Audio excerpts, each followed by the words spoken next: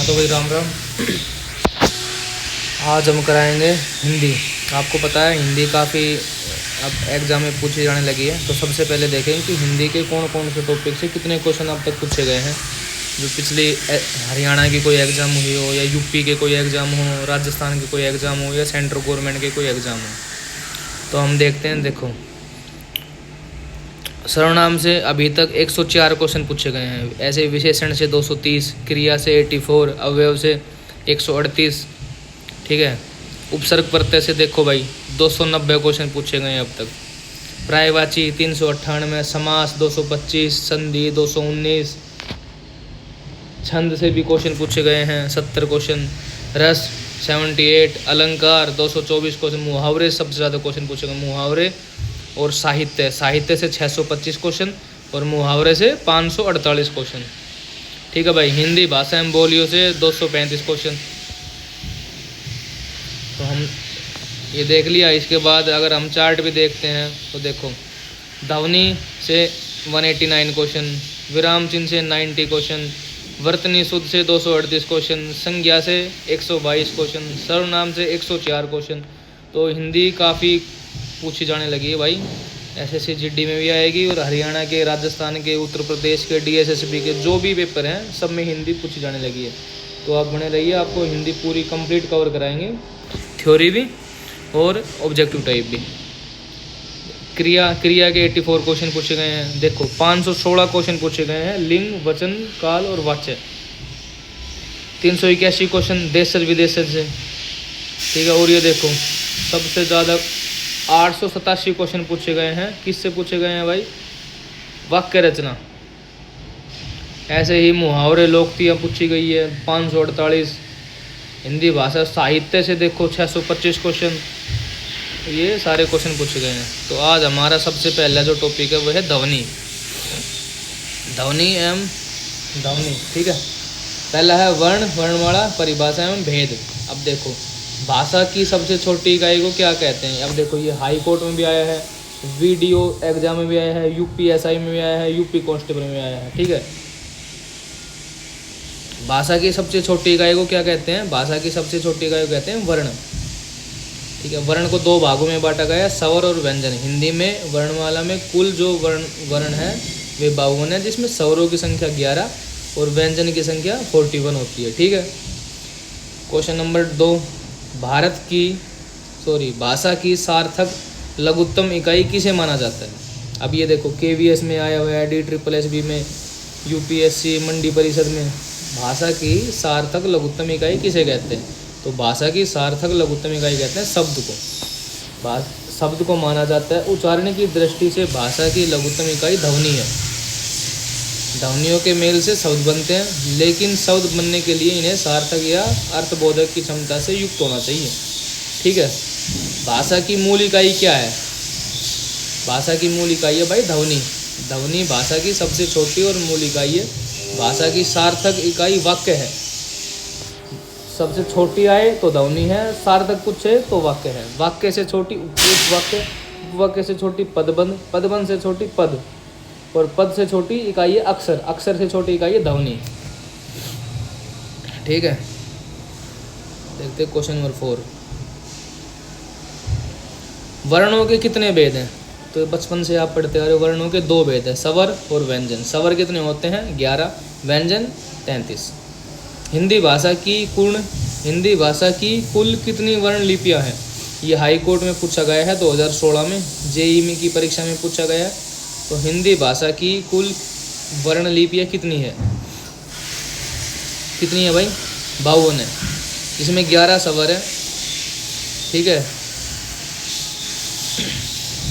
33 व्यंजन है, 4 संयुक्त व्यंजन है, 2 अयोगवा, 2 द्विगुण व्यंजन। टोटल हो गए 52। ठीक है। लिपि चिन्हों के क्रमबद्ध समूह को क्या कहते हैं? ये यूपीएससी में पूछा गया भाई, उत्तर प्रदेश का जो स्टाफ सिलेक्शन कमीशन है उसमें, और उत्तर प्रदेश पुलिस में पूछा गया है। लिपि चिन्हों के क्रमबद्ध समूह को क्या कहते हैं? तो इनको कहते हैं वर्णमाला। हिंदी भाषा की सबसे छोटी इकाई अभी बताया था ध्वनि होती है। ठीक है भाई। ध्वनि के लिखित रूप को हम वर्ण कहते हैं। वर्णों हिंदी में टोटल 52 वर्ण होते हैं। और वर्णों के क्रमबद्ध समूह को, मतलब अगर वर्ण को हम एक सीरीज में लगाएं तो उन्हें हम वर्णमाला कहते हैं। ठीक है, अब स्वर वर्ण से, ठीक है, ये ऐसे क्वेश्चन भी आते हैं कि मतलब आपको 4 ऑप्शन देते हैं, उनमें से ये छांटना कि स्वर कौन सा है और व्यंजन कौन सा है। कौन स्वर नहीं है? ए उ ब। तो ये आपको पता है 11 स्वर होते हैं और 33 व्यंजन होते हैं। तो इसमें आंसर आएगा ऑप्शन नंबर डी। उपयुक्त विकल्पों में बी स्वर नहीं है। बी क्या है? एक स्पर्श व्यंजन है। ठीक है, आगे चलते हैं। इनमें से री क्या है? व्यंजन है, संयुक्त व्यंजन है, दोनों है, स्वर है। तो पता है आपको, ऑप्शन नंबर डी करेक्ट हो जाएगा। ठीक है, हिंदी में 11 स्वर होते हैं, उनमें से री भी एक है। तो ये री क्या है? स्वर है। हिंदी के जो प्रमुख स्वर है ए, आ, ई, बड़ी ई, ऊ, बड़ा ऊ, री, ए, आई, ओ, औ। ठीक है, इनमें मूल स्वर कितने होते हैं? 4। कौन कौन से? ए, ई, ऊ और री। संयुक्त स्वर कितने होते हैं? ए, आई, ओ, औ। दो स्वर कितने टाइप के होते हैं? 2, ह्रस्व और दीर्घ। ह्रस्व कौन से होते हैं? जिनको बोलने में कम समय लगे। दीर्घ जिनको बोलने में ह्रस्व स्वर की तुलना में ज़्यादा समय लगे। ठीक है, तो ह्रस्व स्वर कौन कौन से? 4 है। ए, छोटी ई, छोटा ऊ और री। दीर्घ कौन से? आ, बड़ी ई, बड़ा ऊ, ए, आई, ओ, औ।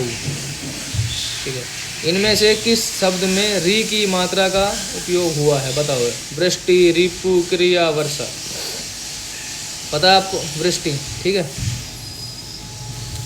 अगला क्वेश्चन नंबर 10।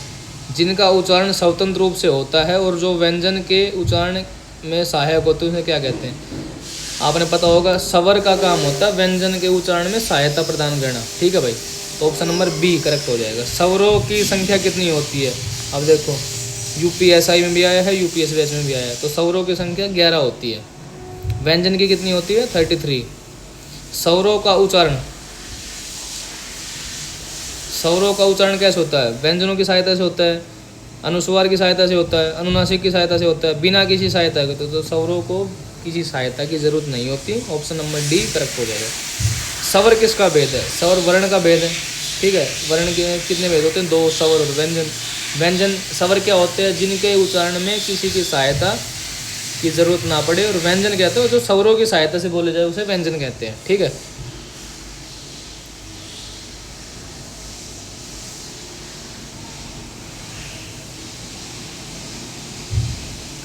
अब देखो, ये मात्रा के आधार पर स्वर कितने प्रकार के होते हैं? 2 प्रकार के, 3 प्रकार के, 4 प्रकार के या 5 प्रकार के? तो मात्रा के आधार पर स्वर भाई 3 प्रकार के होते हैं। कौन से? ह्रस्व स्वर, दीर्घ स्वर, प्लुत स्वर। ह्रस्व स्वर कौन से? जिनको बोलने में कम समय लगे, जैसे बड़ा तो बोलते हैं ए, ई, ऊ और री। दीर्घ कौन से होते हैं? जिनको बोलने में ह्रस्व स्वर से ज़्यादा समय लगे, जैसे आ, बड़े ई, बड़ा ऊ, ए, आई, ओ, औ। प्लुत स्वर क्या होते हैं? जिनको बोलने में इन सारों से ज़्यादा समय लगे। ठीक है भाई,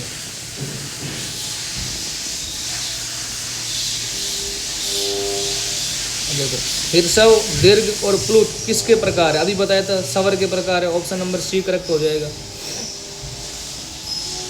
किस समूह में सभी स्वर्ग दीर्घ हैं? दीर्घ वाले, अगर आपको पता है कि स्वर्ग दीर्घ कौन से होते हैं तो आप छाट सकोगे।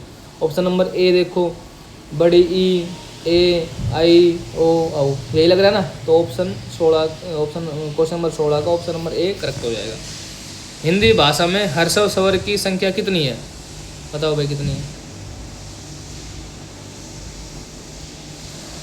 अभी बताया था 4 होती है। ये ऊपर पढ़ाया था ना भाई, कौन कौन से होते हैं ये बताया था। ये देखो, ये बताया, ए, ई, ऊ और री, 4 होते हैं। ठीक है, जिन स्वरों के उच्चारण में 2 मात्रा का समय लगता है या ह्रस्व से दुगुना समय, ये क्या कहते हैं?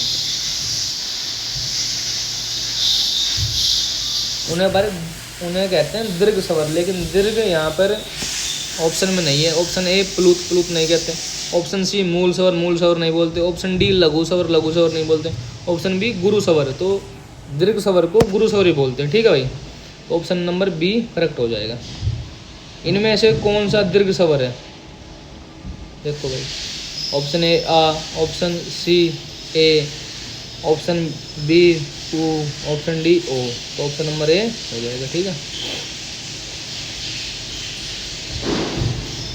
निम्नलिखित में से कौन सा संयुक्त स्वर नहीं है?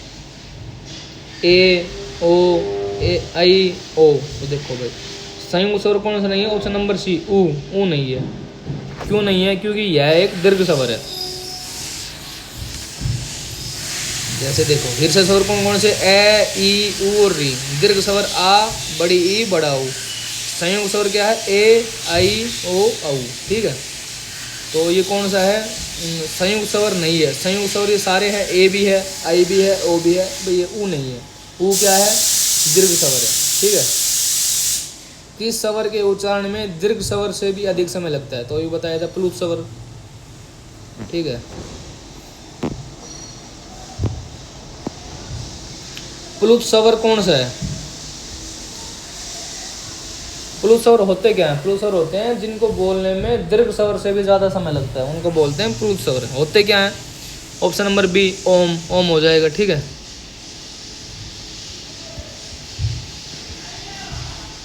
चलो ठीक है भाई, आज के लिए इतना ही।